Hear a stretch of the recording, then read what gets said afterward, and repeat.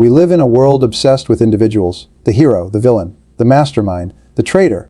Our minds crave simplicity, and so we construct stories around singular figures, believing that one person, by sheer will or wickedness, can bring down empires or alter the fate of nations. It's a compelling narrative, but more often than not, it's an illusion. Especially in international relations, where the stage is vast, the players are many, and the forces in motion are layered, historical, and often invisible.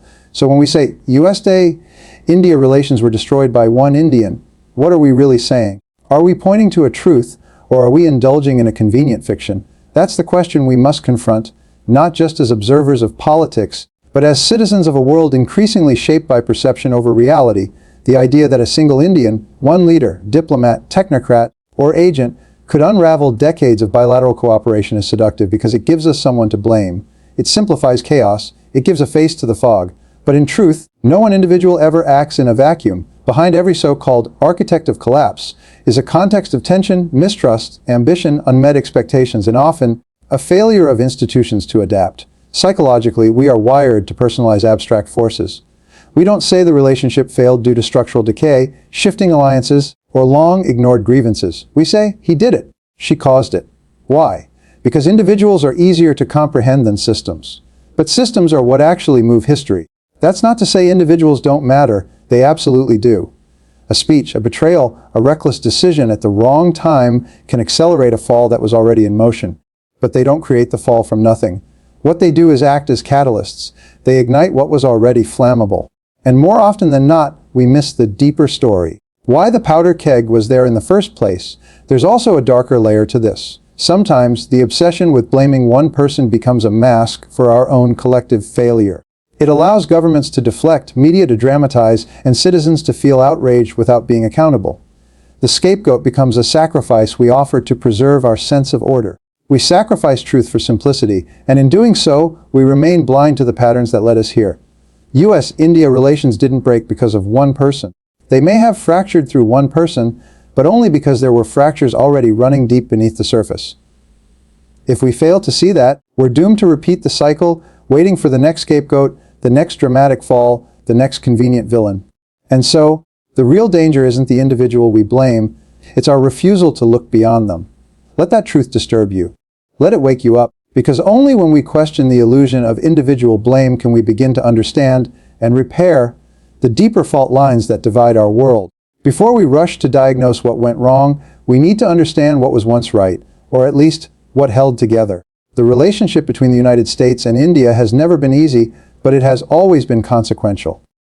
Two of the world's largest democracies, rooted in radically different historical experiences, bound together not by geography or culture, but by a shared ambition to define their own place in a rapidly changing world. And yet, for much of the 20th century, this relationship was marked more by hesitation than harmony. During the Cold War, India's non-aligned stance was often viewed with suspicion in Washington, while India saw American foreign policy through the lens of imperialism and interference.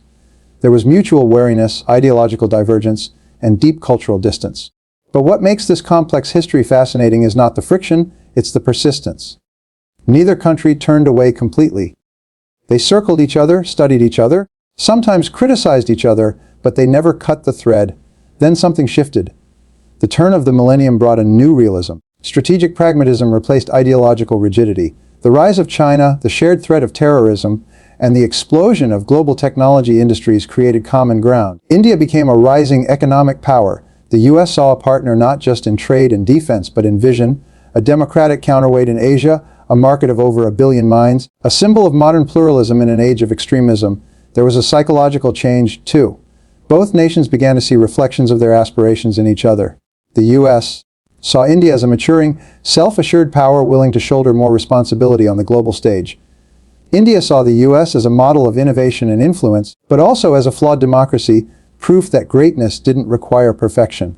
This mutual recognition allowed space for cooperation without the burden of unrealistic expectations. Yet even in these years of deepening ties, joint military exercises, nuclear agreements, tech partnerships, there were always unspoken tensions. India questioned American consistency. The US doubted Indian decisiveness. Trust grew, but cautiously, because beneath the diplomatic handshakes and trade deals, both sides knew they were not natural allies, they were chosen allies. That makes the bond more admirable, but also more fragile. Unlike relationships rooted in necessity, this one required constant reaffirmation. And that's what makes its unraveling, if not entirely surprising, so tragic. It wasn't a relationship born of destiny. It was a relationship built by effort, by diplomats, businesses, thinkers, and citizens who believed in a shared future. When something so carefully constructed begins to fall apart, we must ask, where did the care go? The deeper truth is this: US-India relations were never guaranteed, they were willed into being, and what is willed can also be abandoned. We forget this at our own peril, because every alliance, no matter how powerful, is still a living relationship, and like any relationship, it dies the moment we stop showing up for it. There's always a moment. A name surfaces. A face dominates headlines. One individual becomes the center of gravity in a storm that had been gathering for years. In the story of US-India relations, that moment came wrapped in controversy, silence, and then outrage. One Indian, perhaps a diplomat, a political leader, or a high-ranking official, took an action, made a statement, or crossed a boundary that tipped the balance. And suddenly, the quiet tensions between two nations found their lightning rod. But if we stop the story there, we miss everything that matters. The individual in question, whoever they are, did not create the rift. They exposed it. Their actions were not the origin of collapse, but its trigger. This distinction is crucial, because when we focus only on the catalyst, we fail to examine the conditions that allowed that catalyst to be so explosively effective. Why did their move, whether it was a policy violation, a public insult, or a covert operation, hit such a nerve? Why was the response so swift, so emotional, so final? The answer lies in the slow accumulation of mistrust, the unresolved grievances beneath diplomatic smiles, and the quiet disillusionment that had been growing on both sides. The US had begun to question India's reliability as a strategic partner. India, in turn, had long felt patronized, respected in words, but rarely treated as an equal in action. And so, when this one Indian acted, whatever the details of the act might be, it didn't land in a neutral space. It landed in a minefield. And it exploded not just because of what was done, but because of what it represented. It became a symbol of everything that had gone unspoken between the two nations. It was no longer just about the individual. It was about the principle, the pride, the perceived betrayal. There's a philosophical pattern here. In every breakdown, whether between nations, companies, or even people, there comes a moment when one person crosses a line. But it's never really about the line.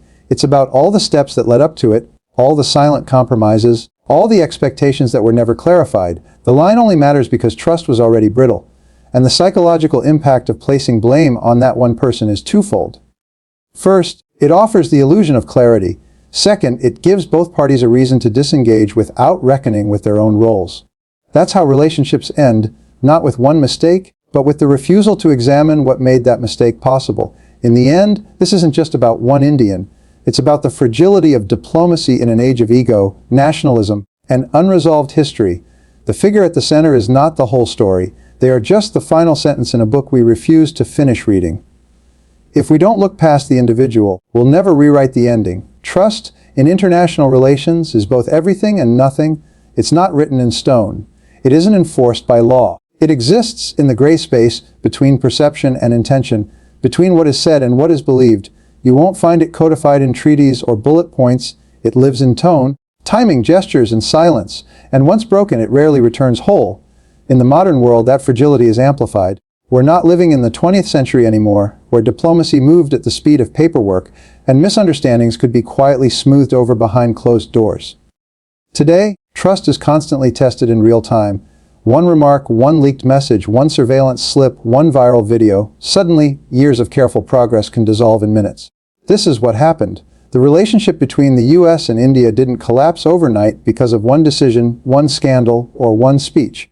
It collapsed because both sides were walking a tightrope of strategic convenience, and all it took was a gust of wind, an act perceived as betrayal, for everything to tilt. But what really broke wasn't policy, it was psychology. A deeper emotional contract had been breached.